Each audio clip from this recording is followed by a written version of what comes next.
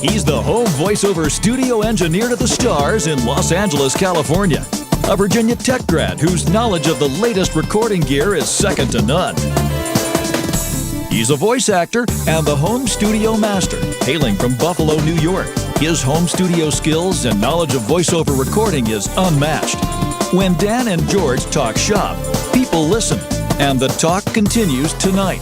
Welcome to East West Audio Body Shop. And now, live from his high-tech facility in Santa Monica and his penthouse studio in Buffalo, here are George Whittam and Dan Leonard.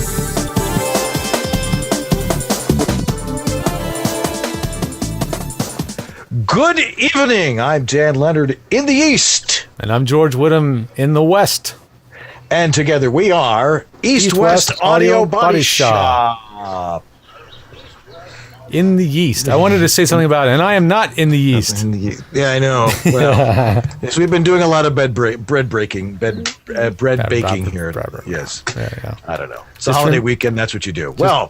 Just remember, whenever you record a vocal track, sit still. You got to sit still when you're talking, okay? Okay. And this is...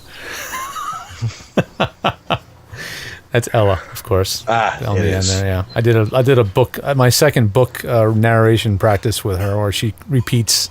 It's just literally line reading. It's fun. That's a lot of editing. It's a lot of editing, but it's fun. I have to actually say I actually enjoy it. Yes. Oh, well, welcome to another East West Audio Body Shop and our monthly Hangout, our Google Hangout. And we got lots of people here with us tonight. And I think we'll go around the horn and talk to them. But first, let's go over what the ground rules are. I don't think we ever go over the ground rules because in my life there are no rules. That's right. And then actually there's two rules. The first rule is there are no rules, and the second rule is pay attention to rule number one. But what we're going to do tonight is it's an open conversation. If you guys have questions for George and I, feel free to pose them. We will pose questions to you, and you can make up any answer you want. It does not have to be the truth, but truth, schmooth. Truth, yes. We're not playing truth or dare. We're not filing our taxes. Having a little voiceover fair here. But anyway, so just feel free to chime in when you want, but we will also address you and make sure everything's working. So let's go around the horn, make sure everybody's microphone is on here first. I think starting from left to right, you got everybody's picture there, Jorge? Uh-huh. All right. Starting in the red T-shirt, Adam Burl. Adam, how are you? I'm doing great. How are you? Excellent. And his mic's working. Oh, great. Yeah. Now, where are you hailing from? Originally from Detroit in Grand Rapids, Michigan now. Oh, no wonder Anthony knows you. Right on. Yeah, all right. And how long you been doing voiceover?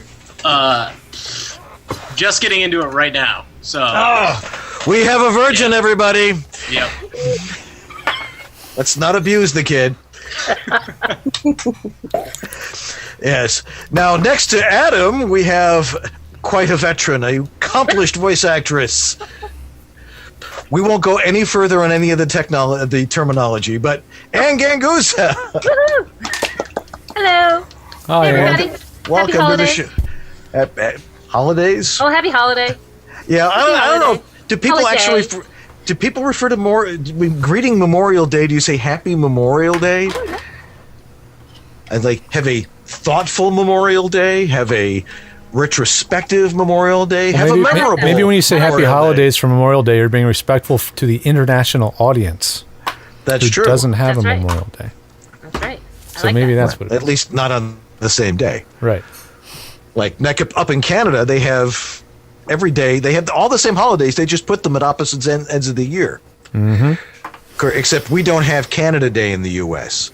Although they do at the Outlet Mall in Niagara Falls, New York, when all the Canadians come over, and they refer to that as Canada Day. Welcome to the program, Ann. We've been wanting to have you on for some time. Next to her, going from left to right, Anthony Gettig, joining us from Kalamazoo. Yes, okay. The only question is this microphone working, or is it the iPad? The iPad, I think. It's the iPad. Okay, The iPad's on. Produce speak up because I'm trying my iTrack Solo, but apparently the Focusrite little iTrack Solo doesn't work with Google Hangouts on an iPad. Yet. Well, Not yet. Anthony, thanks for being our guinea pig. Yeah. So now that we all know this, So, I was traveling this last week, and I had to use this thing, and it worked fantastic. The iTrack Solo is great. yeah, Sweet. no, it sounds great. I mean, and now I'm seeing that Focusrite is like making their newer units, the new Scarlets, are also compatible with an iPad using the camera connector. So I saw that in some Focusrite ad this week. Mm-hmm. Anyway, next to Anthony, one of our best and closest and longtime friends, Diane Costello Merritt. How are you this evening? Cheers, I'm ready for EWABS. L'chaim, all right. We haven't seen much of you lately. I mean, we see you in the chat room, but I know, we don't- I've snuck in the back door a little late.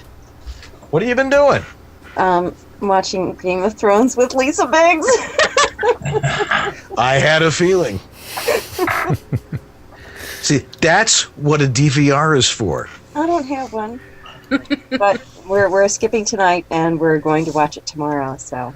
Oh, Well, somebody must have a DVR. You can watch it online. How can you not have a DVR? Yeah. I know. VCR. I'm shipping you one, Diane. Okay. There you go. Nobody should be without. I mean, that's if you got cable, that's what on demand is for. I mean, Mad Men is on Sunday night too, and I just 11:30, 11 o'clock, midnight. All right, let's watch Mad Men.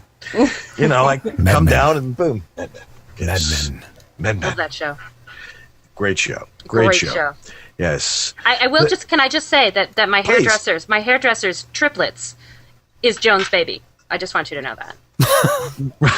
because they can shoot, triplets and use any one of them for an extended period. But it's Joan's baby. Her triplets, two of her triplets are acting as Joan's baby. So if you've watched, Oh, yes. cute kids. far out. Yeah. Yeah, we don't see the baby much. We just see No. her talking about the baby. Exactly. And her mother saying, "You gonna take care of the baby?" No, Mom. No, Mom. Love Mad Men. All right, next to Diane is me. Then next to me is George. Then next to George is Lee Pinney. Hey, Hey, Lee, how you doing tonight? I'm just happy to be awake. What? You've been traveling? Yes, I was in France for 10 days, and 10 days is not enough to get used to anything. Yeah. So, yeah, I don't know what time it is. Yeah, traveling back west from the east is a pain because, especially if you have to go way east and then way west and then back east, which I have to do later on this summer. You wake up in the middle of the night and you go, "Where the hell am I?" It's like, what time zone is it? I do that anyway Oh, well, I know you do. on a normal night. I do that anyway. Well, welcome back. And if you fall asleep, feel free to fall asleep. Thanks for having me. All right. And then I'll try not to leave my head on the keyboard. all right. But you can feel free to leave because I know there's other people who might want to get in too. So if you feel yourself, passing out, then you feel free to leave. But just let us know you're passing out, and we'll call the EMTs. We'll watch. Look, there goes. That's right. Just keep the camera on Lee. There you go. All right, and on the far right, and we don't know where politics are, but on the far right is Roxanne Coyne. Hi. And her mic is working. All right, fabulous.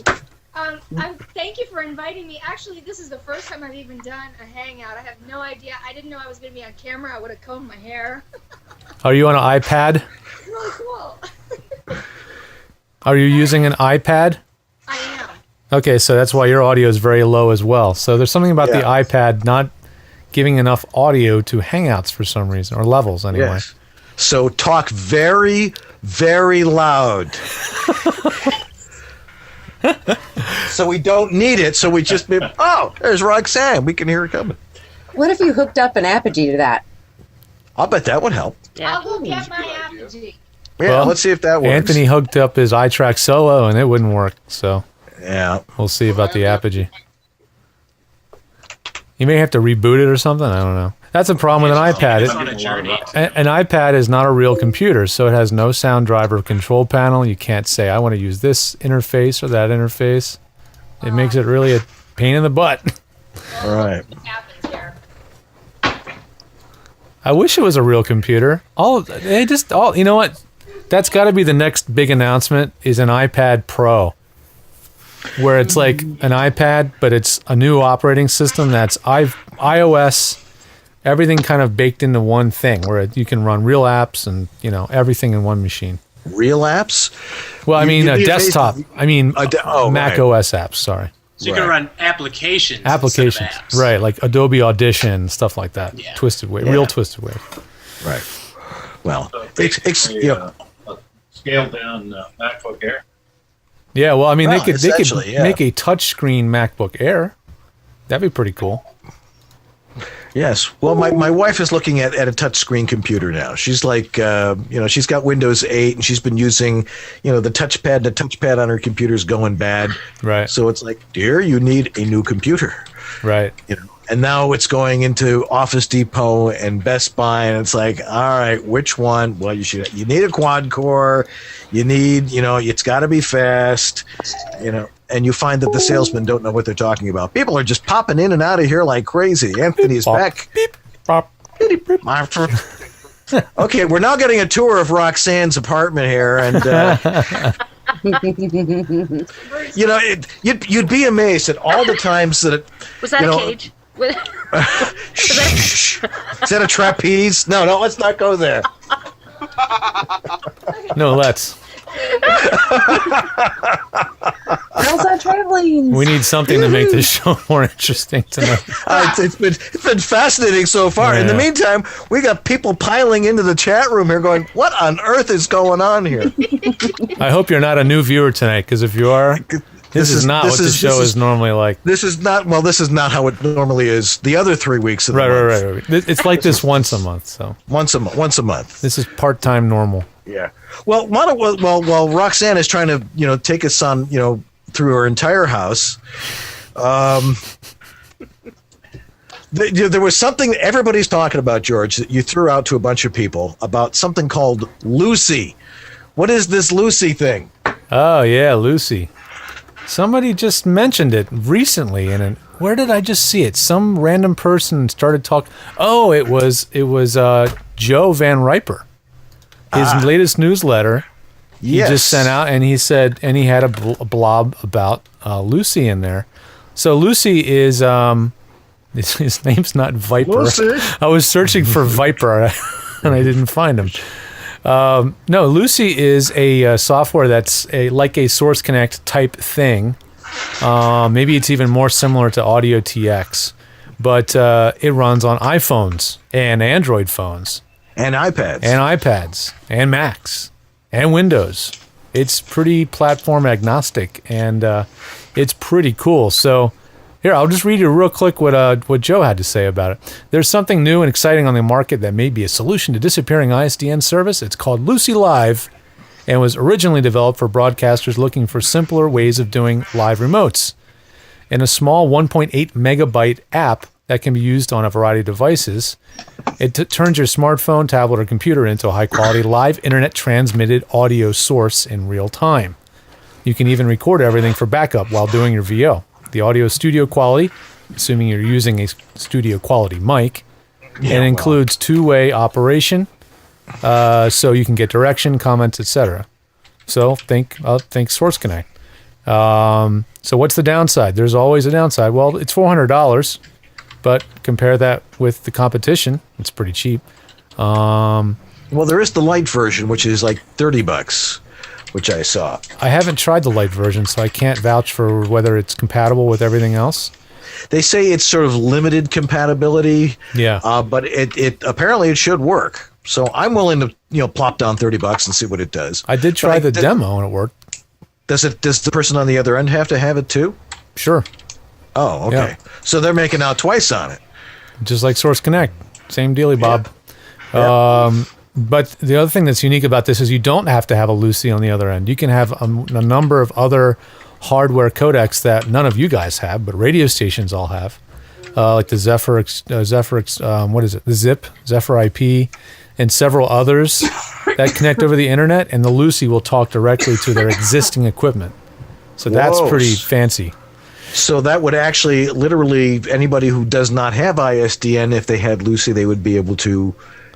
It's sort of almost like a bridge. Well, if the station has an IP-based codec that can talk, it works with MPEG-2, AAC, AAC-HE, AAC-HE version 2, a bunch of them. So it's compatible with a lot of different systems. So it's looking very tempting. And I did mention it or Dave Immer actually has mentioned it in his blogs or newsletters. And I said, are you bridging Lucy yet? And he said, yeah, I can bridge Lucy. So, waiting to hear the first report on somebody who actually used it out in the field and really did a session. Who's it going to be? Yes. I believe Anthony is raising his hand. Well, Dave Corvasi had a blog about this as well on the 24th. I'm speaking up because hopefully you can hear me. Yeah, we hear you. Yeah, you're there. Yeah, he blogged about this and included some comments from Dave Immer and said the limitation is that the light version removes the record, edit, and FTP functions, and it limits the codec choice to the slightly lower quality G.722. I don't. Oh, that's a lot lower quality. Is it a lot? Yeah. Yeah, I wasn't sure. But, yeah, G.dot is like AM radio sportscaster codec. Yeah, that's no good. But I'm curious to know. I mean, if that was the case, think about it: $350 for the full version. If you can connect to another studio that has that, I mean. But what if they had just a dedicated iPod Mini sitting there for this very reason? Yeah. I don't know. Yeah, it's got a lot of potential. Yep, exciting. Yeah, you got your mic working, Roxanne? You know what? That sounds better. Oh, does it? No, I That's 'cause actually she's haven't yelling. connected it. I was futzing around looking for the cable, so I just bailed. No problem. Never mind. We hear you. I've got my Apogee mic plugged in. It is not working with Google Hangouts. Okay. Wah, wah. Wah, wah, wah. Boy, it's a buggy night tonight. We're not quite sure what the problem is, but at 9 o'clock we went on the air, so who cares? Yeah, and we actually managed. Ooh. Yeah, I started Ustream Producer, and it said, "Hi, thanks for demoing Ustream Producer." I'm like, "Thanks a lot," and I had to register it and everything. Yes. So anyway, since we all have you here tonight, anybody got a question? Anybody a topic that anyone would like to discuss? You must have, otherwise you wouldn't say, I'll be there. You must have something to say. So speak up. Or get Anthony, the hell we know out. You have, sorry. I have a testimonial. Okay. Well, go for it. I do. I was traveling this whole last week. I had to spend a long time in another state, and it was pretty darn close to purgatory, but that's another story. We won't say what state then. I'm turning up Anthony's audio, so everybody else be quiet. Yeah, I won't say what state it was, even though it was Delaware. So I was in my hotel room, and I had my Harlan Hogan Porta-Booth Pro, but you know what else I had? I had a piece of studio suit, Dan. You did? I did. I had a piece of studio suit. And you didn't ask me to say this, but I'm going to say it anyways. It worked fabulously. Now the Porta-Booth Pro is fine by itself, but with that piece of studio suit in there, dude, dead right now, and it made all the difference in the world. So how did you use it? Yeah, how'd you set it up? I tried it a couple of different ways. I just kind of tried to put it in and just kind of cover the inside of it, which was okay. It was actually a little boomy that way. So what I ended up doing was laying it like flat and then kind of curved up the very end of it near the back. That seemed to work the best. Nice. Fascinating. Yeah. Yeah, we don't know why it works, but it does. Did you put that inside your Porta-Booth? Porta-Booth? So instead of the Oralex that's on the inside there, you put the studio suit. Yeah, well, it was ended up. I mean, the best configuration, like I said, was to lay it on the bottom and then kind of curve it up a little bit at the back. So there was still the upper part of it was the whatever that foam. I had like the original Porta-Booth Pro, so it's not Oralex, whatever that is. Right. But that worked pretty well. So a combo of the two. But I tell you what, without the studio suit in there, I had a hard time finding a sweet spot. to put the mic, but with it in there, I found it much faster. Fascinating. Well, I thought about, everybody's been saying, why don't you come up with a Porta-Booth using Studio Suite? And I'm like, because I like Harlan too much. I know.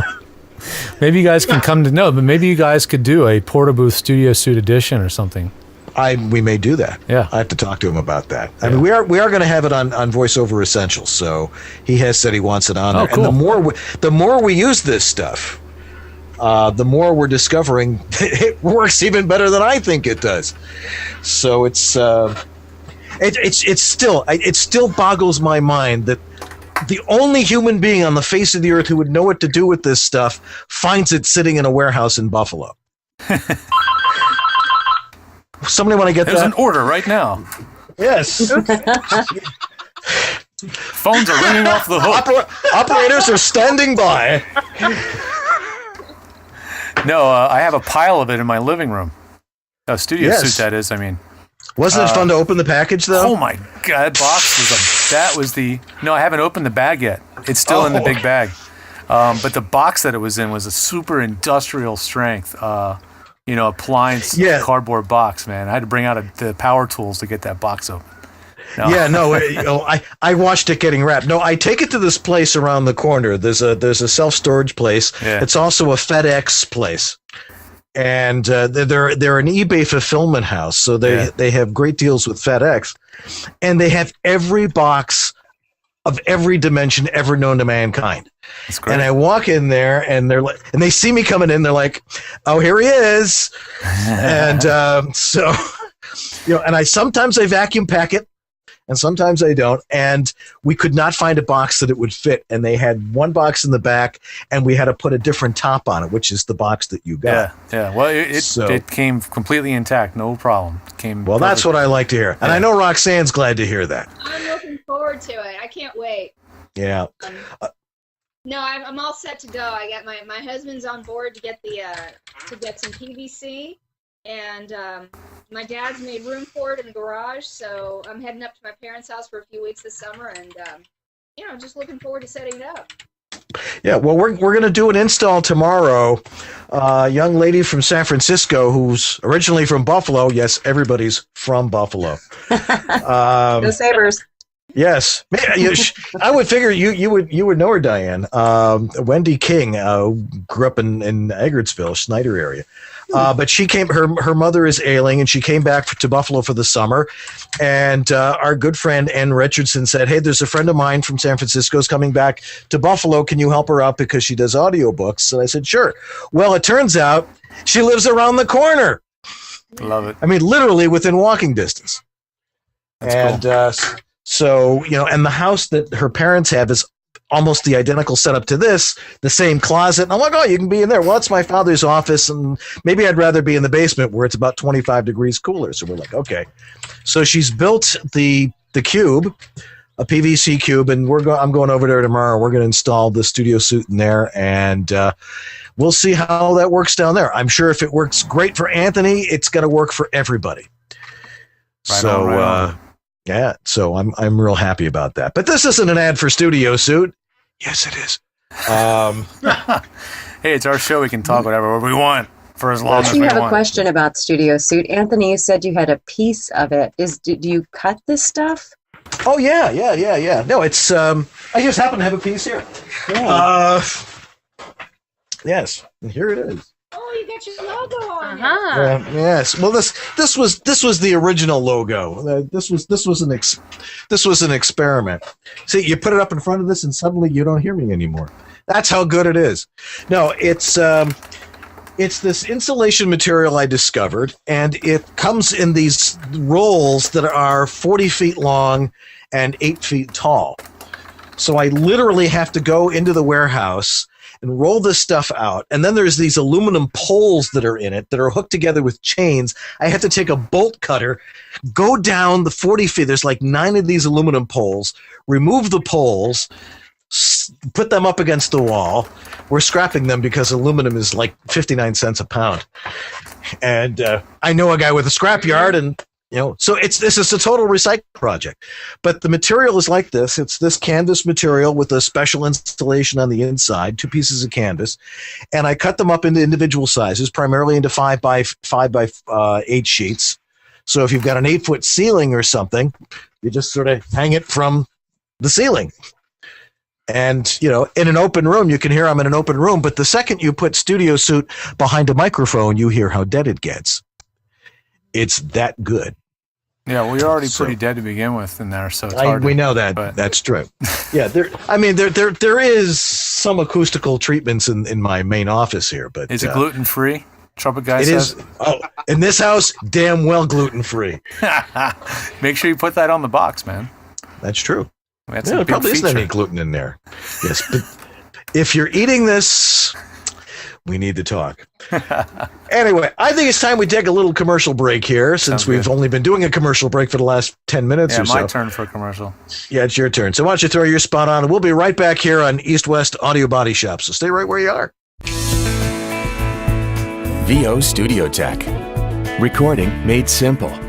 Hi, I'm Peter McHugh. This is Jim Tasker from Los Angeles, California. Hi, this is Bill Ratner in Los Angeles. Hi, this is Scott Rummel here in Yorba Linda, California. Hi, my name is Rick Wasserman. Hi, this is Tom Kane. Hi, my name is Vanessa Marshall. Hi, my name is Zurich. Hi, I'm Mary McKittrick. Randy Thomas chiming in. Hi, this is Joe Szymanski. Hey, this is Rick Robles. Hi, my name is John Patrick Armstrong. I was turned on to George by none other than Don LaFontaine, who always swore by his health. George is absolutely awesome. ISDN, Source Connect, Phone Patch, FTP, you name it, George has set it up. It's really the best thing I've ever done for myself. I feel free, safe, fearless, like anything is possible in here. Unless you like to look for opportunities to waste time, call George. And he did all of that, long distance over the phone and the internet. I'm very happy with George, and I cherish him. Thanks, George.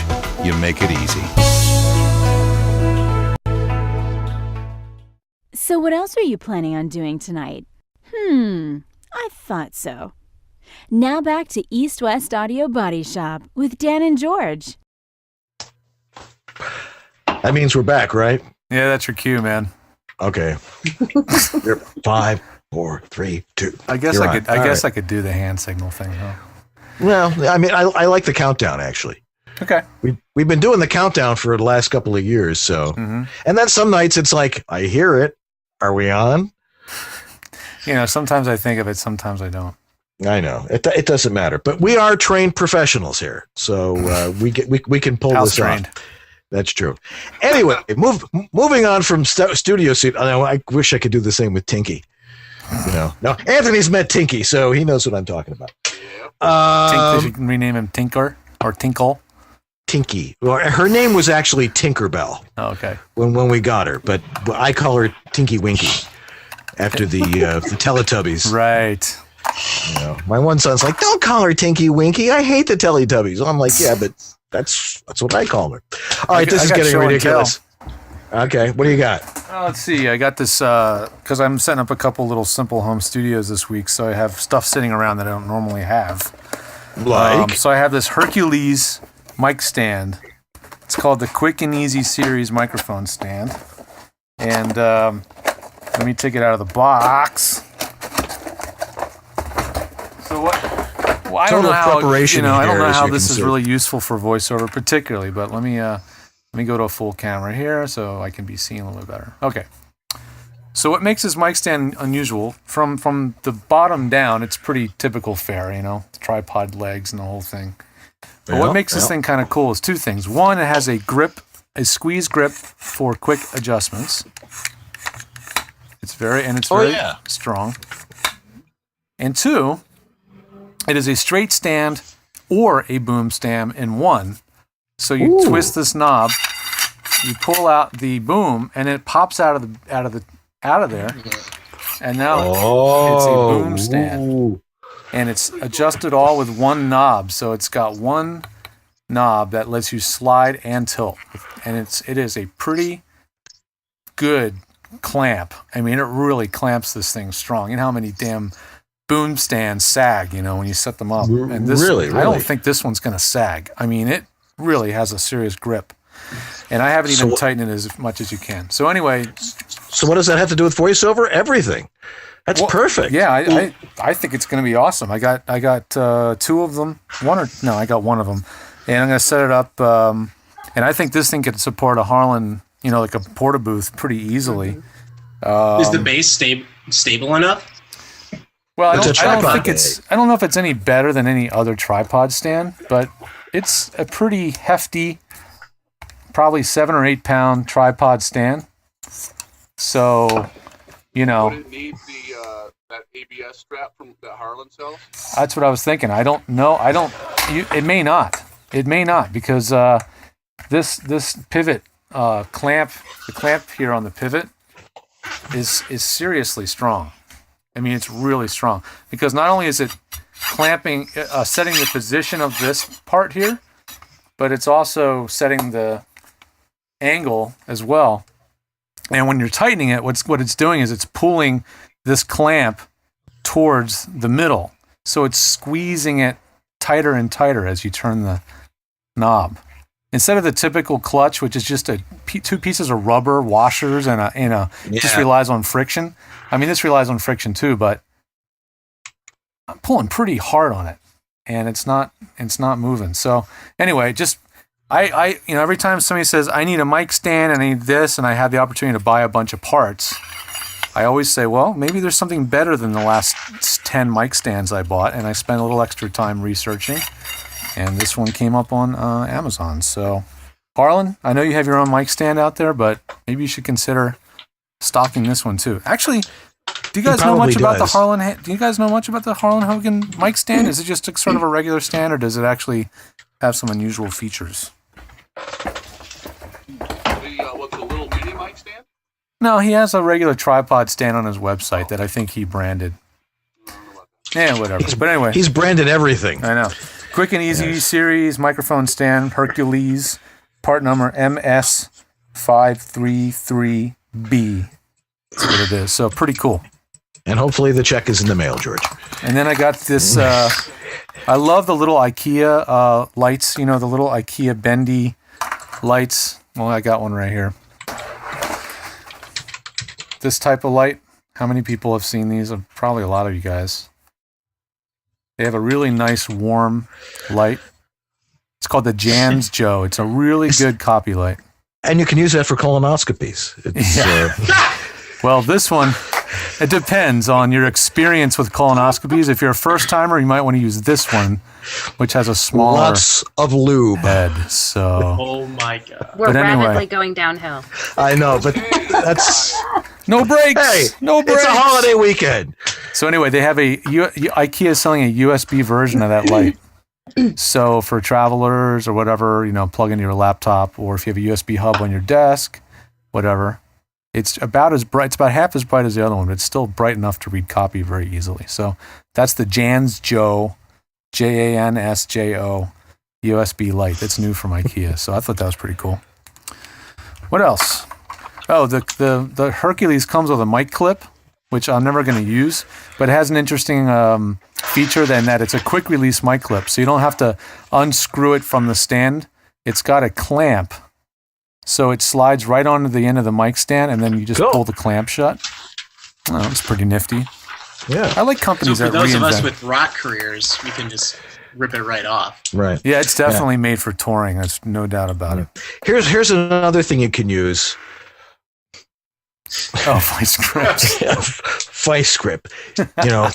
2 things, like we say, God created the world in 6 days, and on the 7th day, he created duct tape and vice grips.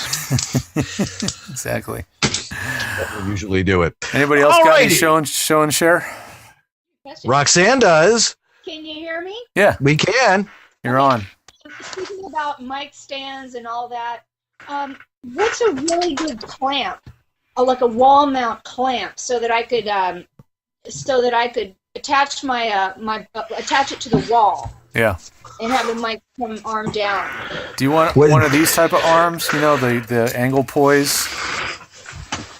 I don't know if you can. You probably can't see. Or one of these guys. Hang on. Yeah. Is that the type you're talking about? Yeah. I need something really strong. I mean, obviously, I don't want it to sag or crash. Yeah. Well, the Bob Heil, Hiel one is really popular. Oh, that sounded good. Thank you. That one's really popular. I have the one I'm talking to right now is a Crusher, which is from eBay, and they're about $50 with an internally wired microphone cable. And the cable's pretty decent, actually. It's got good connectors on it. And then, what else? Oh, the wall bracket is the key, though, right? You want to mount it to the wall. Yeah. So, to mount it to the wall... That causes a number of problems. Well, Bob Heil has one, and but the ones that I buy are made by Luxo, which is the company that basically invented that type of a lamp, LUXO. Mm-hmm. And the model number is the 50003, so the 50003. So if you Google that, you'll find that wall mount, and it's fantastic. Thanks. Is it strong enough to handle a heavier mic? The mount or the arm? The arm. Oh yeah, this arm's pretty. I have two mics. I have two mics on my arm. Here, I'll show you. Well, Do show. In the Hangout, you guys really can't see very well because I'm doing the screen cast. Let me see here if I can make it so you can see me a little bit better. Whoa, it's like meta. Oh, and let me hang on. There we go. So you guys can see a little bit better in the Hangout. It's a little bit better. So I've got, as you can see, two microphones on this. So yeah, is it strong enough? Yeah. Oh wow! Yeah. Wow. Mm-hmm. Yeah. Yeah, and of course, when you mount the mount on the wall, you really have to go into a stud. You should. I would not rely on wall anchors for something like that, especially. Right. You should hit the stud with at least two of the screws, and if you can't, I've had to use those butterfly type toggle bolt things, which really are a pain in the ass because you got to drill a 1/2-inch hole to put them in the wall, but they work if you have to. Yep. Yeah, that's always fun with a torque wrench trying to get some of those things in there. But you got to put a good starter hole in there first. Yeah, exactly. Hey, my dad made a volume knob. Here, I'll show this off. Wow! All right. Oh, cool. Here, you guys can see that. I know this doesn't sound like a big deal, but get another look at that there. One of my clients, David K., who we're doing a studio for, he has this weird affectation when he records himself, left over from the days of radio, I guess, where he always rides his headphone pot. Like he holds on to the headphone pot while he's doing a session over ISDN, and he's constantly potting himself up and down in his headphones. It's a really weird... It's just something that he's done for years, and he's like, I can't stop. So he says, I keep killing headphone knobs. I can't use a normal headphone knob on a mixer or anything else, because I break them. So I tasked my dad with the idea of building one that could probably handle that kind of abuse. So this one is a headphone volume, but using an L pad, which is basically a really beefy volume control. It's a kind of volume control you might, if anybody has speakers in their house in different rooms, and you have a volume control on the wall for your speakers, it's the kind of thing that you would use. So this thing's gonna be flush mounted in the desk, sticking straight up, and so he can just plug his headphones in here and grab the volume. So anyway. Hey, George, cool. Brian has a good question. Does it go to 11? Does it go to 11? It goes to 11. It goes to 11. I'm going to have that silk screened on right there. 11.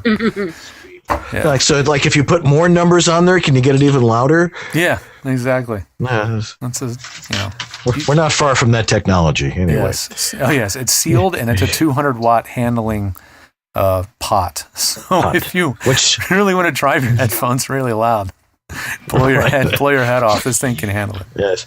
Adam Burl, you're hanging out there at the far left-hand corner. You're being very quiet. Tell us something. Hey, how you doing? Really good. I don't know. Hanging out? Yeah, clearly. Google on this.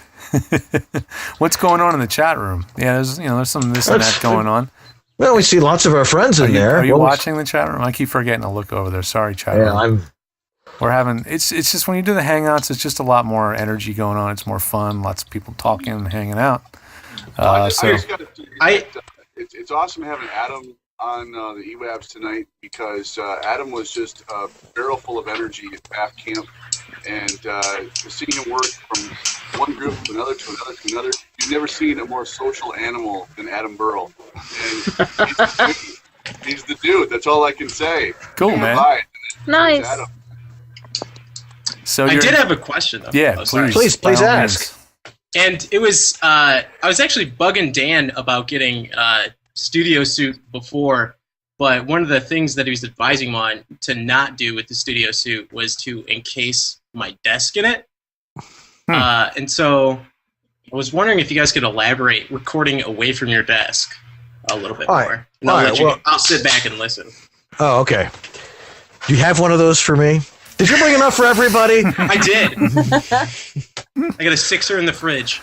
All right. Well, the way I like to explain it, a lot of people like to record at their desk.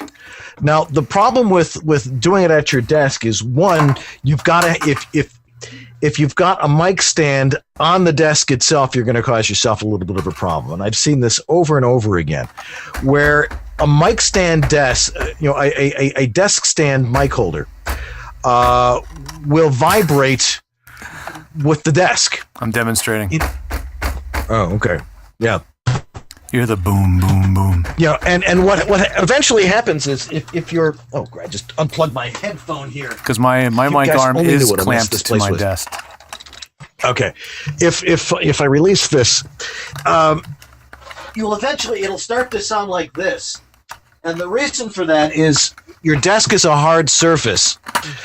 And it not only does it pick up the vibration of your voice on the desk and back into your microphone, even if you've got a shock mount on it,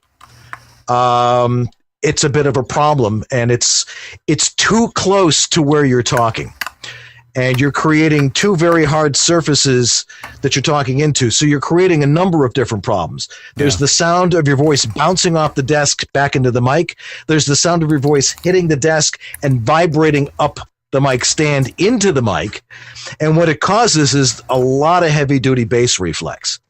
And a lot of times people will, they'll send me demos and studio checks, and I'm like, God, there's an awful lot of bass reflex. How are you set up? Well, I've got my mic on a desk stand on my desk, and I'm like, get a boom stand, get the mic totally isolated from the desk.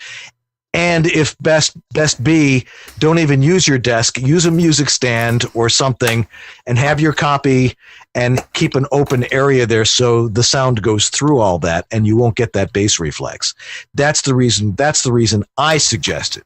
Now, George might have a couple of different opinions on that, but I'm not in favor of doing that. Oh, good. I agree with keeping that makes my life so much easier. I agree with keeping the mic away from the desktop surface as much as you can, because what it always ends up as a big challenge is that you guys are trying to read off your screen, because we're all trying to be responsible citizens of the planet and be paperless. So now you've got the screen pretty close to the mic, really close to the mic, and you've got the desk really close to the mic, and that just creates all sorts of havoc. It's hard enough getting the screen and the mic to not reflect your voice back into the mic. Now add the desk into the equation, and it's a nightmare. So even if you have a lot of absorption around, it doesn't matter, because you get this thing called early reflection. That's the sound of your voice bouncing off the mic and going off the desk and going immediately into the microphone. Gets combined with the direct source of mouth to mic. The two waveforms get mashed together, and you end up with this jaggedy waveform. It has what's called a comb filter. And the sound starts that's what gives it a hollow, where I sound like I'm in a tunnel sound. Hope that makes sense. That sounds like this. Well, the mic has to be under there too to really hear it. But, okay. Well, but yeah, that's the idea. All right, cool. Thanks, guys. Yeah, you're welcome. Is there any? Karen is asking in the chat room. Is there anything? What about having an iPad in front of you? Is there a risk of polluting your noise, as it were? Not. An iPad in front of you? Not really, because the iPad's a lot smaller, and depending on your eyesight. Now, and I think that's probably a factor too, because I'm somewhat farsighted, and these glasses are getting worse and worse and worse, and I've got to keep pushing things farther and farther away to read them. You ever been in a restaurant? Dear, can you hold that menu up on the other side of the table so I can read it? Yeah, that's me. It's getting like that. If the iPad's not that much of a problem, especially if you've got it mounted or you're holding it. And maybe if you have it on a music stand or something like that and slightly angled away, it's not going to be as much of a problem. If you're on a big screen or something like that, a big monitor in a small booth is a real challenge. That's not a good idea. Yeah. I mean, I've got I think I've got a 15-inch monitor in there, but I can angle it and I tune it. I try to find out what's the best way to use it. And George and I have gone back and forth saying, well, how about if I have it like this? How about if I have it like that? Yeah, that's right. And of course, since I put the 416 in there, it's all kind of moot. Yeah, that definitely, it's a big cheat. The shotgun mic is a big cheat. Yeah. It really does reject a lot. I'm not cheating.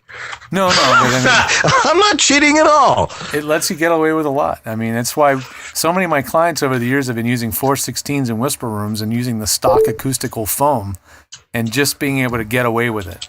So I had this false conception of how good a whisper room sounds because so many of my clients were using 416s.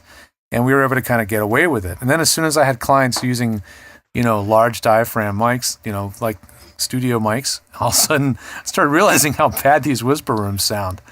And you can really get away a lot with like a shotgun mic for sure. It's a great way to lower your noise floor and get away with the less than ideal acoustics in many cases. Yeah. I don't know why I put it off for so long, but it's a big help. Any other questions? Well, let's do a commercial and people can think about questions. Yeah. Okay. Sounds good. Let's do I'll do your home studio spot. Okay. So stay tuned. We'll be right back. Back.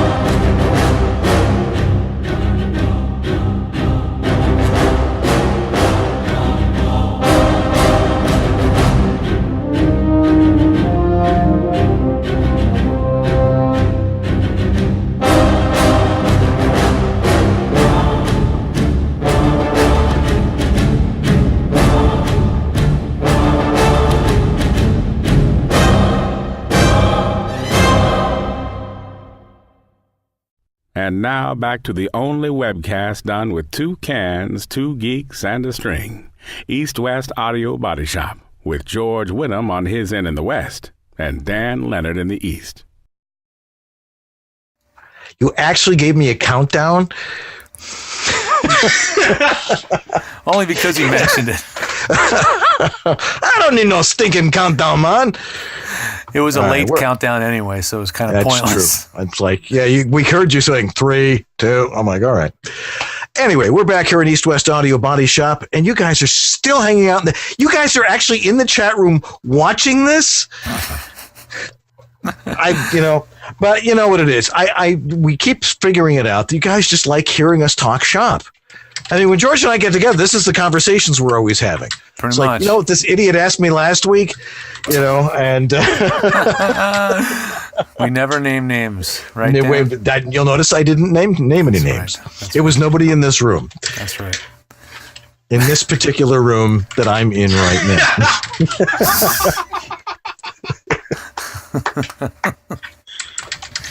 No, it was nobody amongst our present company. And from what I can see in the chat room, nobody, well, maybe not. I got some more show and tell. Oh, okay. Well, and then there was a question I wanted to pose to everybody. Okay, I'll show this one last thing, just for my dad. Okay. Because he made it. So my dad, we were, about problem-solving equipment. We wanted to make it easier for people that do more broadcast-style studios where the microphone and speakers and everything's in the same room. And they're doing ISDN, and they got to go from talking back and then listening, and they want to use speakers more, all that kind of stuff. It can be a real pain in the neck. You end up getting feedback a lot of the time. Sometimes you have to turn down the speakers independently of the microphone, and it's a juggle. So we came up with the thing that we've cleverly called the MMS 1000, which is the microphone mute switch or microphone monitor switch. And all this thing, the beauty of this thing is the simplicity of it. Don't touch the red button! It is one big red switch. And that's all it is on the front end. So this thing, if it's up, your microphone is on. If it's down, your microphone's off and your speakers are on. So it's got relays and stuff. So when you switch, it instantaneously switches the mic off and the speakers on. So those of you from the radio world, you're used to this because broadcast consoles do that. When you push the on mic, the speakers in the studio cut. This thing does it for you. So the back is the business end, and this is where you've got insert points for your mixer, your microphone signal goes through, your studio monitor signal passes through. You've got a power LED. You've got the power supply because this thing does have power to power the lights and stuff. And then it's got an output terminal strip and 2 jacks that you can plug an on the air sign into. So if you want to trigger your Harlan Hogan recording voiceover sign in a new kind of fun way, this thing you can use to trigger a remote sign. So anyway, that's the MMS 1000 made in limited quantities by my dad in Pennsylvania. Wow. Oh, and he has his own label, too. Wow. Thanks, Dad. Everybody's making something. Why not? It's fun. That's true. Yeah. Problem solving. It's all about problem solving. We're not trying to make stuff that nobody needs. Right. Like when the iPad came out, everybody was like, who needs that? But gee, now everybody knows why. How do you live without it? Angry Birds just wouldn't be around without it. Yeah. So anyway. What were we talking about, Dan? Yeah. Well, George and I have been talking this week, not that we don't talk every week and sometimes more than once a week, about the length of our show and a number of other things. Now, the show originally started out as an hour show. Right. Somehow it morphed into an hour and a half. We're not exactly sure when that happened or how that. I think it might have been Harlan was talking too long one night. I'm not exactly sure. I think one of the first truly long shows was maybe when we had on June Foray, because we had her there and we kept her on as long as we could. Yeah, well, how much longer are we going to have her here? Right. So, and she was great. And but it started when we had a really good guest on, it would drift on to like 10, 15, and we're like, let's just go to the bottom of the hour here. Yeah. Producing an hour and a half show, although it's flying by tonight, probably because there's so much to talk about. We're thinking about cutting back to an hour again, just for sanity's sake. Not how many of you have ever produced a TV show on a weekly basis? It's tough. Yeah, and work full time as a voice actor and an engineer and stuff like that. Yeah. I mean, we have some other things we want to try, but if we cut it, and asking in the chat room too. No, I'm not taking out the ukulele. It's not going to happen. Can we cut it down to an hour? Maybe we'll just try it through the summer or something. Remember how we did every other week during the summer, the first year we were on? Yeah, and that was actually kind of pleasant. Yeah. And then last year was like, we had let's go on every week. We just kept going. You just kept on going. So, but we're thinking about cutting it back to an hour and then maybe having what we were thinking about calling EWABS Pro. Where we might go to a pay-per-view type of situation where we will cover one specific topic. Maybe we should do this like once a month. Yeah. And do a pay-per-view type of thing, and we can do a webinar once a month. And George and I, like thing, only we'll be doing it on Ustream, and so we can do video demonstrations of things. It's more interactive, this sort of thing, and have a more interactive type of educational experience. And, maybe just, on our regular show, talk more just about the voiceover business in general, throw a tech thing in there and here and there, because you guys like listening to that stuff too, and the great guests we have on. But we have a survey. Now, how many people, and you can raise your hand in the chat room too, but also amongst, how many have taken the EWABS survey that is on Google+? And you haven't taken the survey yet? Apparently not. Everybody loves surveys. Yes. No, this is a good survey. How do they get to the survey, George? It's pretty short. I've put the link in on the front page of the website, EWABS.com.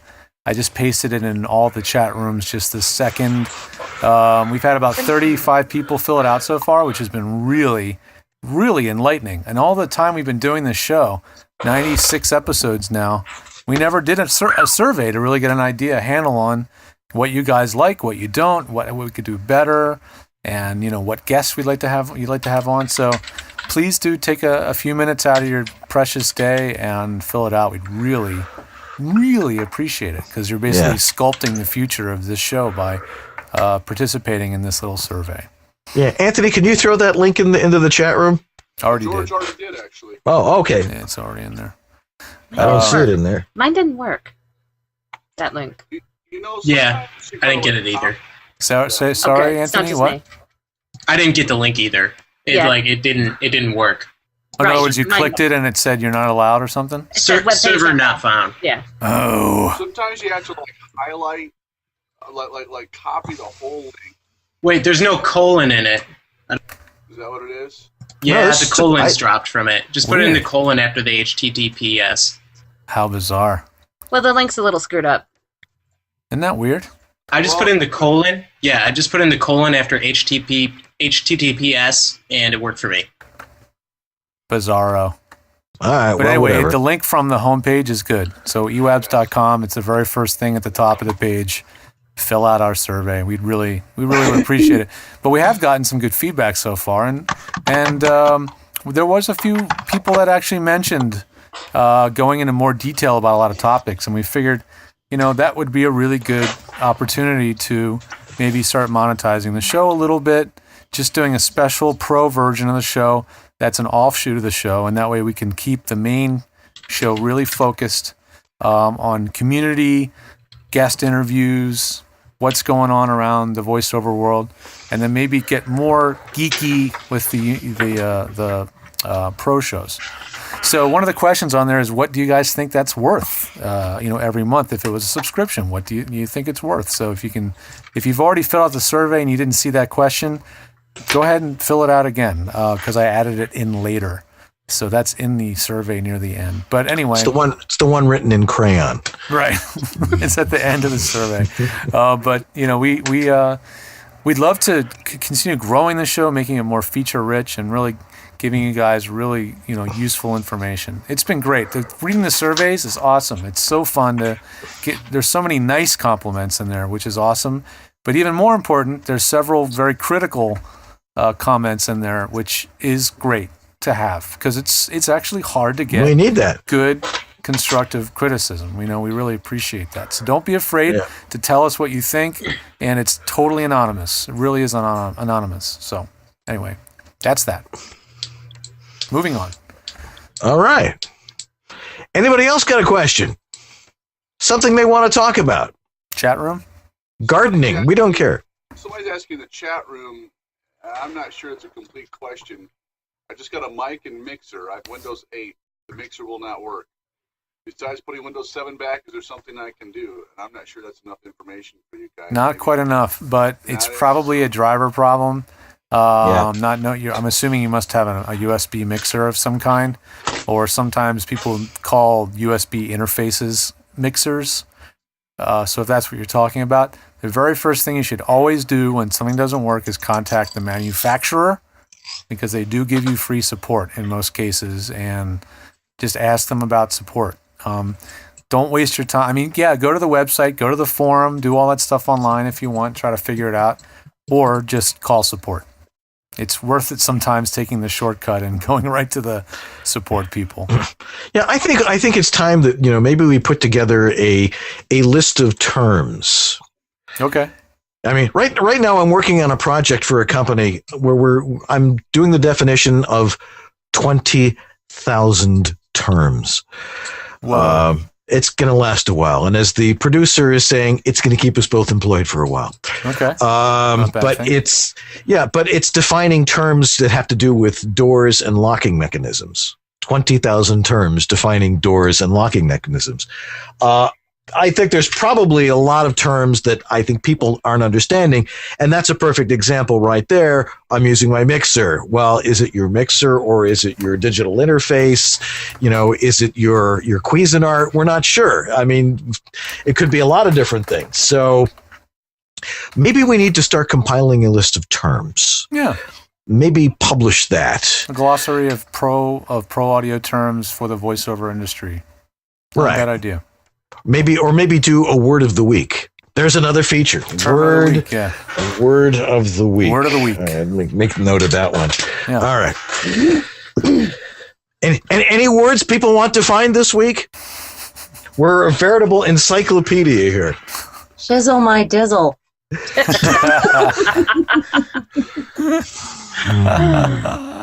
Snizzle. Yes. Or a secret word like Pee-wee's Playhouse, says Steve Tardio. Yes. And the duck will come down and give you $50. Everybody scream. Oh, man. Maybe we should just do a children's version of this show, too. Because our audience isn't small enough. Let's shrink things down even more. Yeah, really. We'll be able to fit more people in the room that way. Nice. Another question in the chat room. How often should one update their voiceover demos? I think question. A bunch of us probably have an opinion on that. I think the standard answer that we hear mostly from some of the bigwigs is when it's ready. Actually, the person to ask that is Uncle Roy, whom I don't quite see in the chat room tonight. But Roy would probably say when you know it's time to change your demo. It's now that sounds silly, but really, I mean, when things are starting to sound stale, when there's a commercial on there for a product for a business that's out of business. Oh yeah, right. Stuff like business, that. Yeah, dated stuff. If your Datsun. The 1980 Come on down and see the moving picture show. That's right. A Datsun 280Z. I had one of those. Anyway, but yeah. So I know Uncle Roy would probably say, do it often. Some people say once a year. Some people say when it's time, and it's an individual thing. Ann, you have any thoughts on that? On demos? Yes. How often do you think someone should change it? I know you've been sitting there doing your homework or something, but well, I mean, actually, I'm always up for whenever you feel that that you can do something different. I think you kind of know that when it's time to update, when you've excelled in your skills or you've enhanced your skills and you're ready to do that, and you've got good content to do it. Maybe a different market to target. Medical, corporate narration, that sort of thing. Oh yeah, sure.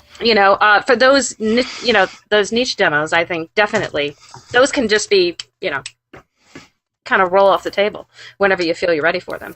Right. Here's a question. Demos, obviously a demo should sound like it's legitimate. It should really be convincing so that when someone listens to it, they go, oh man, I didn't know you had a spot for Coca-Cola or whatever. But when you've actually done a spot for Coca-Cola, do you put that in your demo, or is that a different thing called your reel? I think that's an interesting one. Because I swear some of my clients with audition, their demos definitely have real spots on them, like real national commercials or whatever. Because if you're in a real commercial, why wouldn't you have it in your demo? Right. So is that a different thing? It's a reel. I don't know about that. I mean, if I've done a national spot and I have a few, sometimes I will throw that in a demo if I think it's if it really shows my voice. Say I get stuff I'm like, I'm not good for that. Well, they think I am. All right, throw it in there. It's a personal thing. I personally, if you don't have enough material that you've done professionally to do a demo, you really do need to have a coached through demo, stuff that is simulating you doing the stuff that you should be able to do on the level that other people are doing it, for national spots or for any type of commercial type of stuff, for a commercial demo. Right. But if you've actually done that stuff, I don't see why you wouldn't have it on your regular demo. I know Doug chimed in, said, yes, what does Doug always. say? He said, yes, always. Of course. Yeah, and I think they're great pieces to have on your website. If you've done a national spot. Oh, or absolutely. 2 or 3, you just, throw them on your website as well. And maybe not or include them in your demo, depending, as Dan was saying, if it's appropriate or if it shows your voice in the proper. Well, it just came to mind when you were talking about dated material. Well, I mean, if you did do a national spot for Audi in 2007, well, you definitely want to let people know, So sometimes dated is okay, I guess, as long as it's differentiated as not just being a demo, maybe. I don't know. Roxanne, you have any thoughts on that? Yeah, I do actually. Sometimes I think it's just a financial decision about when to update your demo because often it's really expensive to update. So my thought is you update your demo whenever it's possible, whenever it's financially possible to do so. If it fits your budget. You have to have like a marketing plan, and that's part of your marketing plan. And if it fits that schedule, then maybe it's a huge expense. Yeah. I'm going to be updating a few demos later this year, and I've basically chosen that instead of going to FAFCON or trying to go to FAFCON in October, that money is going to a demo. Right. So, you budget for it. Makes sense. Yep. It does. It does. How many of you guys, by show of hands, have a marketing budget? Like what you're going to spend on marketing this year? Diane does. I'm impressed. Anne's raising her hand too. Mm-hmm. That's really impressive. I mean, that is definitely treating your business like a business when you actually project your budget for marketing. I mean, that's smart. It's hard for me I'm horrible at projecting budgets and creating budgets and slotting out money, but that's really smart stuff, you guys. Yeah. Pat yourself on the back. Yeah. And then of course you have to budget in the mac and cheese and the ramen noodles, and maybe that month you don't eat out. All those cans of tuna. Yeah, absolutely. That's what I'm saying. But budgeting. I mean, there's a lot of important things to do as that discipline piece of your business. One, planning ahead, doing a 5-year plan, doing an actual business plan. I think a lot of people jump into this business saying, "Oh, I can just do this." Well, no. You've got to figure out how are you going to market yourself? Who are you going to market yourself to?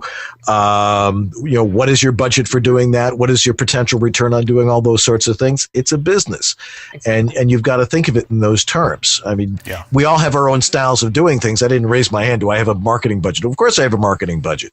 It's whatever I deem is necessary at any one particular time. Right. And, it's like, well, can I afford to do this now? Well, I can. So do it, and that sort of thing. If you're on a tighter budget, if your income is sort of like this, then you've got to plan appropriately like that. Especially, Adam, when you're starting out, you've got to think about these things and really look at what is your investment capital to put into this, and where is the best investment to get me ahead as fast as possible. Mm-hmm. Although sometimes as fast as possible is not always necessarily the best way to do this. A lot of people are impatient to get going in this. I want to start doing it. I got to do it. It's like you got to do your homework. Yeah. And you've got to lay the groundwork before you jump right into it. So anyway, Roxanne, go ahead. I've been using QuickBooks for the last couple of years for all my accounting stuff. And one of the things that I really like is the snapshot page.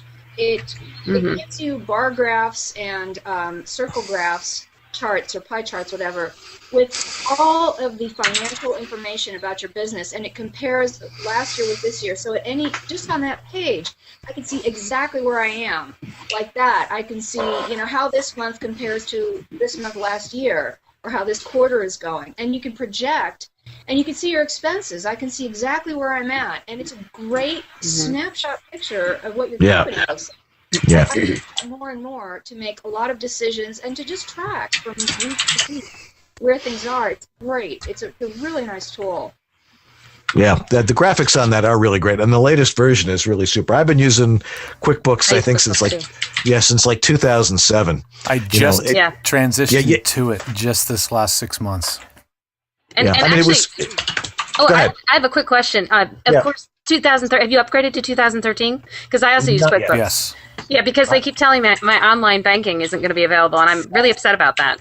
That's why I sprung for the money. I sprung for 2013. It was going to go away. I was considering doing the online QuickBooks, but you can't. You have to start a new database, and I thought, I've had years worth of databases already, and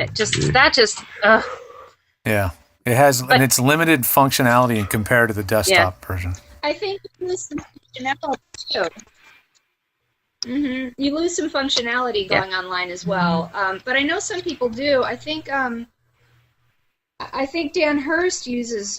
There's a few people who use that, and very successfully so.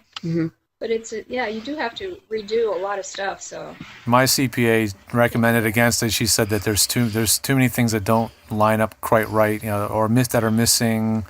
And of course it's online, so it's evolving. So I'm sure it'll get better. I hope, but right now it's still not the same. Just like the Windows version and the Mac versions are totally different. Yeah. I'm running QuickBooks Pro in Windows on my Mac using a virtual machine because, again, my CPA was like, the Mac version is not the same. It's missing stuff. It looks different.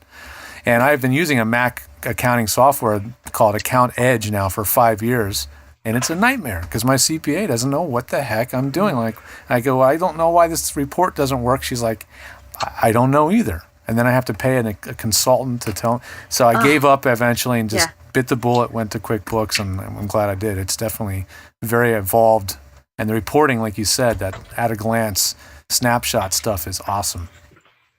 I've not had learning curve. Though huge learning curve with it's very expensive. Agreed. I had to hire. I was so screwed up for months. I finally had to hire a trainer to come and sit next to me for a half day at great expense. I did that to bring me up to date and get things going. And after that, I was fine. But I even purchased a bunch of CDs. I must have spent $700 or $800 or more just to learn how to use that software. And if I had known that, I wouldn't have gone with QuickBooks. Lynda.com. They have videos at Lynda for QuickBooks? Oh, yes. Really? That's awesome. Lynda.com. Because I was looking at getting videos on the QuickBooks website, and of course they've got extensive training, and it was very expensive. And I was like, it is. What about Lynda? And I went to Lynda, and sure enough, thank you. A full library of videos. It's $25 a month.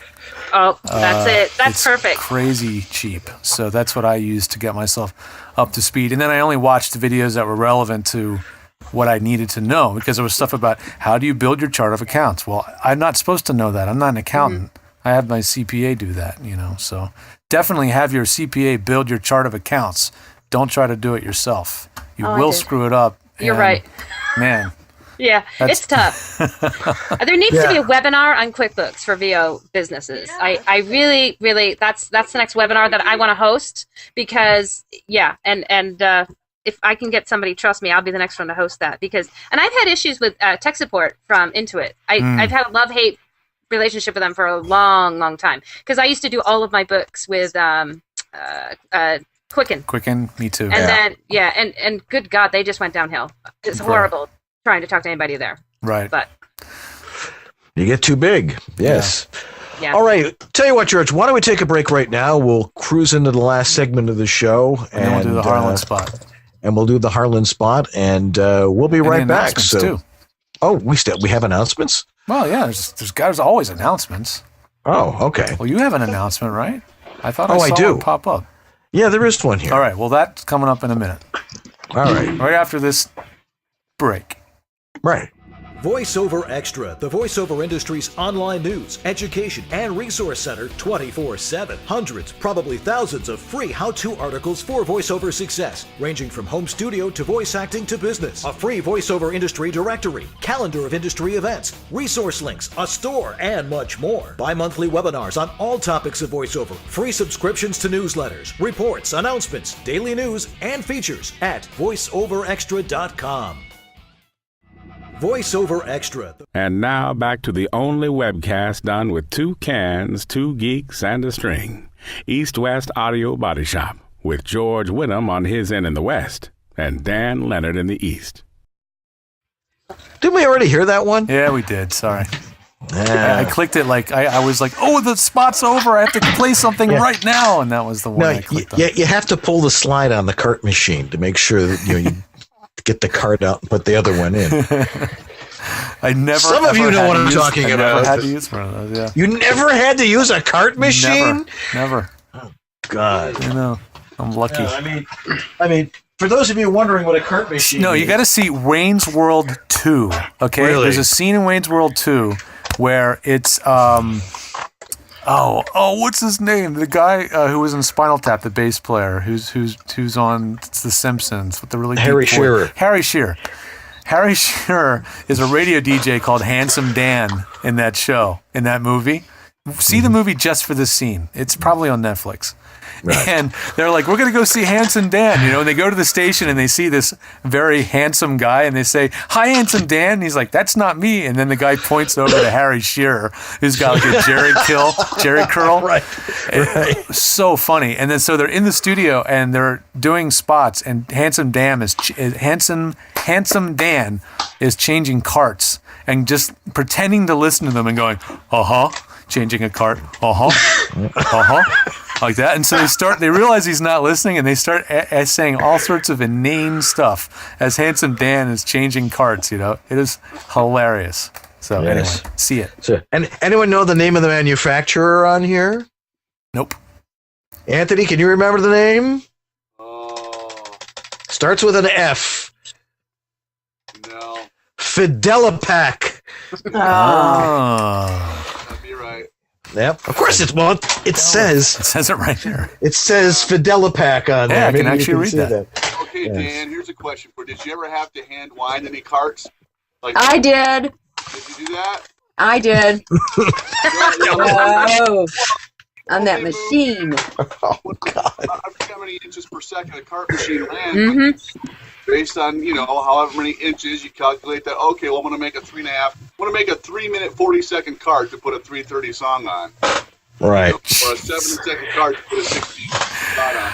Oh, the memories. Ah, yes. Oh, and Good Steve old Tardio days. comes up with the link to the scene I was talking about on YouTube. Sweet. Guy types quick. I love That's modern technology. So awesome. All right. All right. Well, we have some announcements. Let's say thanks to Harlan. Yeah. Oh, that's true. Yes. Thanks, Harlan. Go over to voiceoveressentials.com. He's got everything you need. You hear us say it every week because it's true. And let's Adam, show him your cans. Right here. And then we'll have the There you ladies go. show it. No, sorry. That looks good. Let me see. Okay. What do you got around your neck, man? A bunch of the shielded XLR cables that you guys told me I needed after I got a bunch of RFI interference. So I had my friend make a bunch of shielded XLR cables. And did that fix the problem? I just got them today. He just drove across the street and gave them to me today, so I'll see today. Cool. Can't wait to hear the results. Yeah, that's usually the problem is bad cables. So- I think we probably hear that 2-3 times a week too. Adam, New what do you cables. think of the cans? What headphones were you using before you got the Harlans? Hogan hands. I was using some really old Sonys that I don't even know the name of them. My boss gave them to me from work because they were so old. So What did you notice immediately when you went to the Harlans? Did something jump out at you on those, or? yeah, the other ones had a lot of bass. They were much bassier than these ones, and these ones are really flat. Right. And I sit there and I edit audio all day. So having these, I bring these to work now just because these are better than the headphones that I have at work. Mm-hmm. So that's something I really appreciate. I really, really like them. I listen to music on these too, actually. I really like how music sounds in these because I don't have something that overwhelms me with bass and takes out a lot of the other parts of the music. They're hard to describe. They really are different from any other pair of headphones I'd ever heard until I tried them, and they have a much more mid-range presence. So like their voice jumps out at you. Like the first thing I noticed is like these are loud because you really hear the voice with a lot of presence. But they still have bass and they still have treble. They just don't. They're not. They're the opposite of those. Yeah, they're the opposite of those Beats headphones. Those things are the worst. They are terrible and a half. Terrible and a half. Like just overpriced. A bag of horrible. Overpriced, ridiculous status symbol headphones. Gaudy. Yeah. Terrible. So yeah, anybody with Beats, I had no offense to you. But. Yes, these can be your own status symbol. Your status symbol as a great voice actor, as a professional voice actor. Right. So anyway, that's right. The Harlan Hogan. What are they called?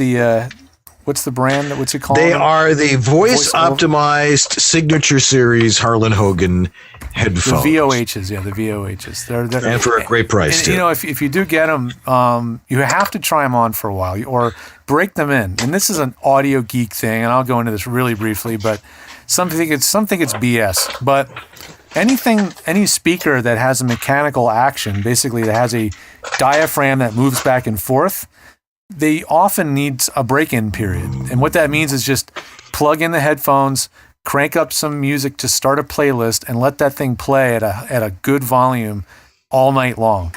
And the headphones will actually change in sound, and they always sound better after they've been broken in. So when they're brand new, they tend to be a little more mid-rangey and not kind of thin in the bottom. And then as they break in, that starts to flatten out and they sound better and better. Speakers, headphones, both, they need that break-in period. In my experience, it really does matter. The other thing is wear them for a while. Try them for a good week because they will sound different. Again, they're going to sound totally different from what you're used to wearing. And so your first impression maybe is that you don't like them because they do sound so different. So I had that. Yeah, so give it a week. If at the end of the week you still just don't like these headphones, send them back. That's the beauty of dealing with Harlan. But, you may find that once they break in and your ears adjust to the curve, the bottom line is if you find these things comfortable, keep them. Because your ears will learn the headphone, you'll learn the way they sound, and you'll get used to them. If they're not comfortable, send them back. There's nothing you can do about comfort. Either they fit you or they don't. Right. Yeah. And these ones are really... Like the leather is really, really comfortable. Right. It is. Real leather. With memory foam. Yeah, leather with memory foam. So, like a client of mine showed me his Beats, executive brand Beats, $300 Beats with noise cancellation. And they had that memory foam, So these headphones are half the price and you get the memory foam. So anyway. Right. And the better tune for doing voiceover. Yeah. Well, so much for the 60-second live spot. Yeah. We get going. I mean, we haven't done 60 seconds for Harlan. That's why we're hitting up Harlan for more money, everybody. Yeah. That's right. Shh, don't tell them that. That was real professional. Making sausage here, everybody. Want to watch? That's right. Yeah, that's right.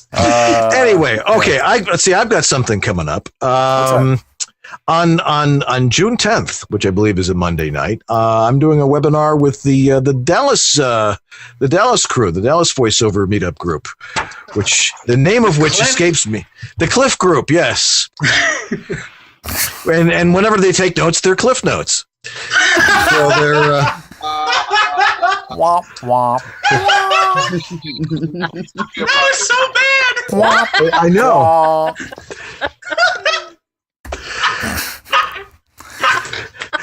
I don't see Cliff in the chat room tonight, it's time so to go to bed now. I think it's getting late here.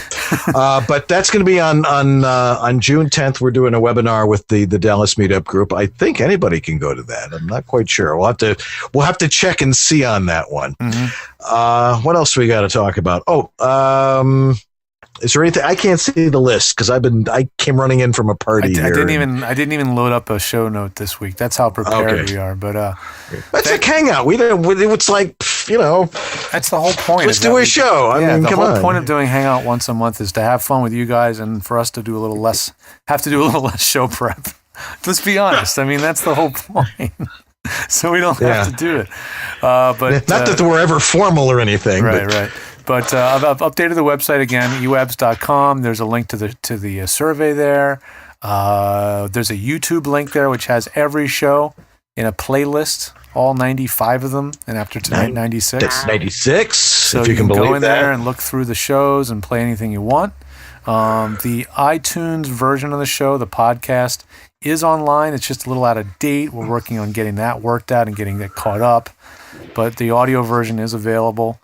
And if you want to follow us on the usual websites, Facebook, we've got our own, of course, East West Audio Body Shop over on Facebook. Please like us there. And then we're on Twitter as well, even though I know we're not doing a whole lot in Twitter, but, we'll get around to it. But we always post the shows when they're released on YouTube on all of those places, so you can't miss a show. And then, of course, subscribe to the YouTube feed so you never miss a show. Yes, never miss a show. We'd appreciate that. Yep. Hey, that's pretty good. Cool. Off the top of your head? Yeah. Off the top of my head. Yeah. We forget the EWABS swag. I know. We've gotten out of the habit of plugging it. Well, I know. Because people, you can get a coffee mug, you can get the T-shirts, you can get the mouse pads, you can get the notebook covers, you can get. Do we have lingerie? I can't remember. There's some spaghetti strap tops. That's the yes. I'm sure there's a Snuggie. There probably is. If it's Cafe Press, there's a Snuggie. We need one. We totally need one. It's going to be cold here in Buffalo tonight. There you go. So I could just take the notebook cover. Yeah, no, the notebook cover, and I could just sort of tape it to me, and it's my studio, my East West Audio Body Shop Snuggie. What's the address for that, George? It's EWABS.com. Just click the link at the top of the page for EWABS Shop. And that's right there. The East West Audio Body Shop. It just says EWABS Shop. That's right.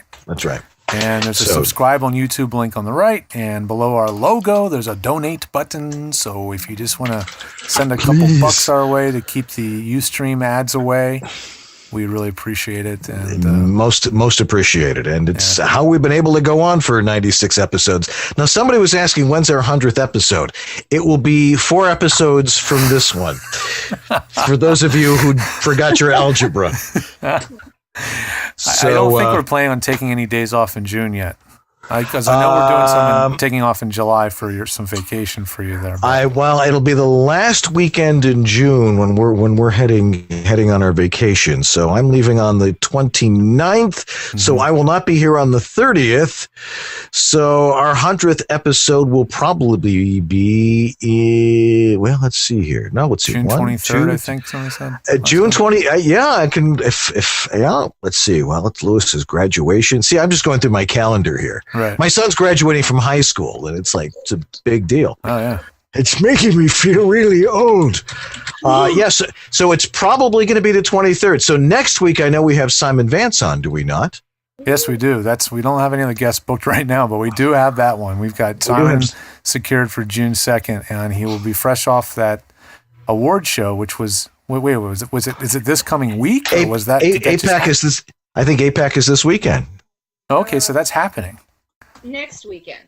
Is it next weekend? Yeah. Okay, so he'll be fresh off of that, and hopefully have a few awards to share with him. Just kind of tell us what it was like, and share us the latest in the life of Simon Vance.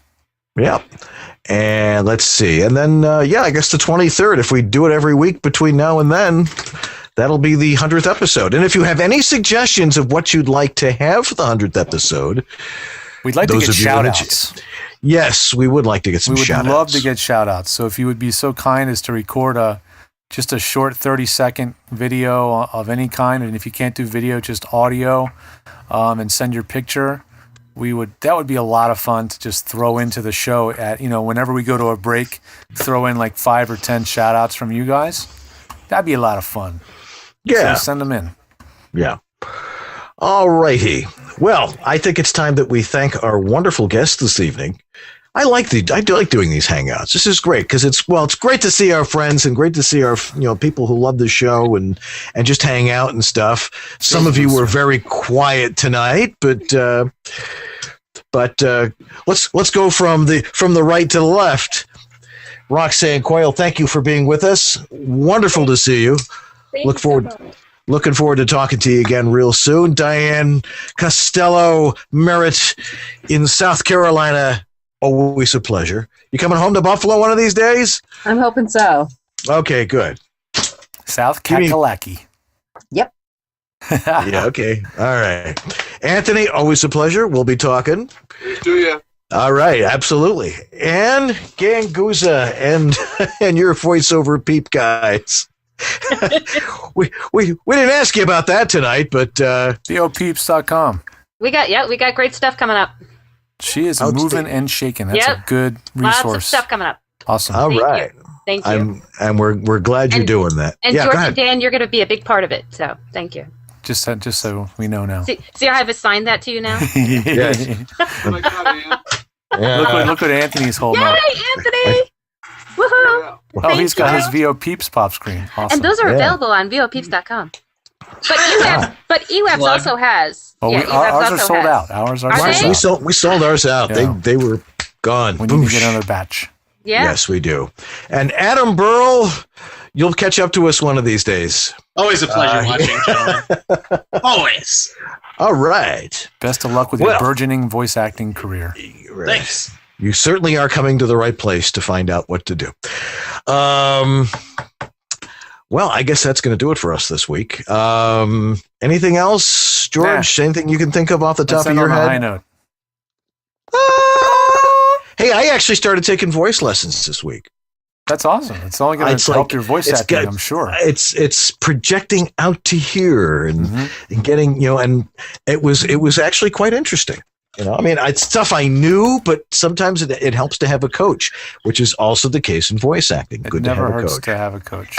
Doesn't hurt. Doesn't hurt at all. Even at it did hurt a little bit as I was trying to learn some of the technique, but it doesn't really hurt. Even at the highest levels of your career, you should have a coach. Always. You should always be educating yourself.